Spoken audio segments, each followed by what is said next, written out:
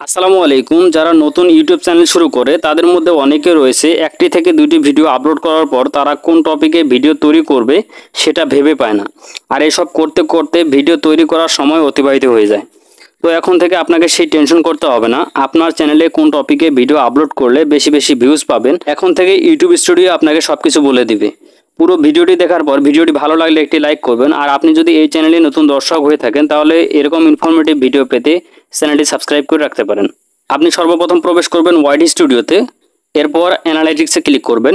Click করার পর overview থেকে ইন্সপিরেশনে ক্লিক করবেন। ক্লিক করার সাথে সাথে এখানে দেখতে পাচ্ছেন টপ সার্চ নামে একটি লেখা রয়েছে। তো আপনার চ্যানেলে দর্শকরা যে কিওয়ার্ড লিখে সবচেয়ে বেশি সার্চ করে সমস্ত কিওয়ার্ডগুলো কিন্তু এখানে শো করবে। তো আমার এই চ্যানেলে দর্শকরা কোন কোন কিওয়ার্ড লিখে সবচেয়ে বেশি সার্চ করে সেটা টপ সার্চে শো করেছে। যেমন এখানে দেখতে পাচ্ছেন mobile tips and tricks short video, এই কিওয়ার্ড লিখে বেশিরভাগ দর্শক ভিডিও সার্চ করেছে। এখন আমি যদি এই টপিকে ভিডিও তৈরি করে এই চ্যানেলে আপলোড করি সেক্ষেত্রে এই ভিডিওতে যথাযথ ভিউজ আসার 99% সম্ভাবনা রয়েছে। এরপর যে কিওয়ার্ডটি লিখে সার্চ করেছে সেটা হলো বাংলাদেশ স্মার্টফোন।